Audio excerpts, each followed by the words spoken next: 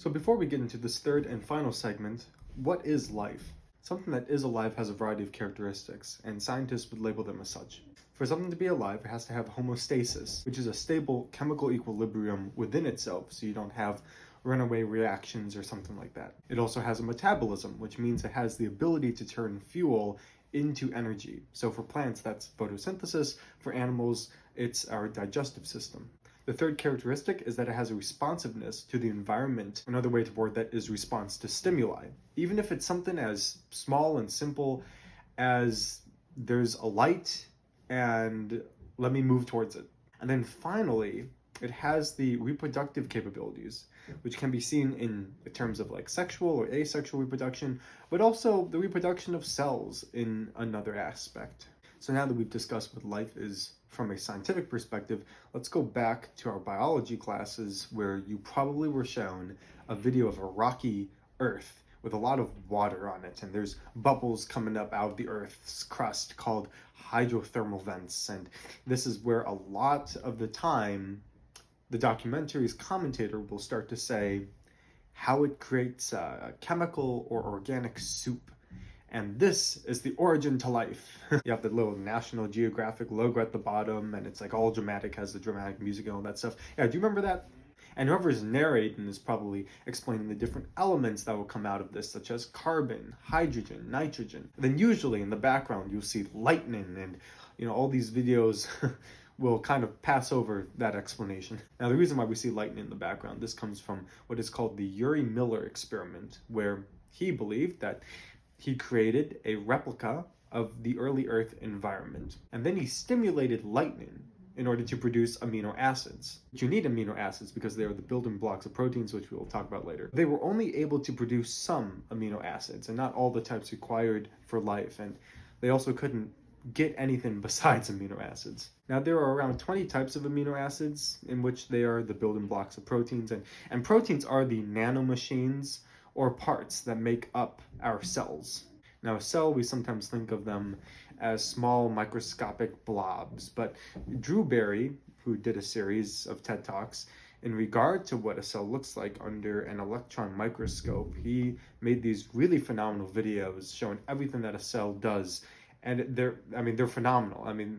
It's literally a very in-depth visual of what is happening in each of our cells.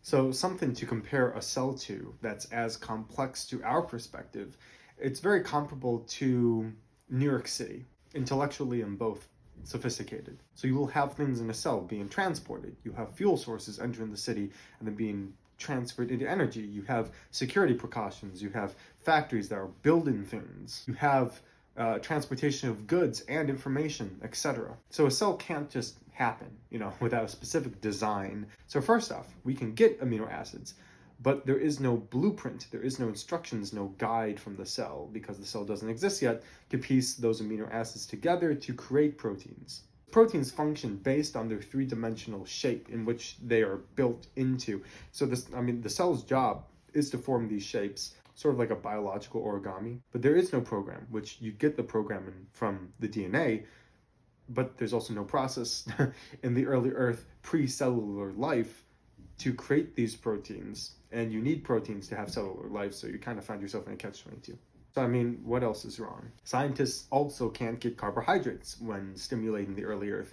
They can't even get carbohydrates in sterile and controlled conditions, let alone the original conditions of the early Earth. Carbohydrates are sugars which are burned for fuel. Remember, one of the characteristics of life is a metabolism, the ability to burn fuel into energy, so that fuel is carbohydrates. Scientists also can't get lipids, which are fat which create the cell wall, which protects the cell from the exterior and hostile environment. We also can't get ribonucleic acid or any nucleic acids, which they're too complicated to be formed under these ambient conditions. Also, the early Earth has a major water problem. Proteins and nucleic acids are linked together by a process called dehydration synthesis, which means they are joined together by a removal of a water molecule.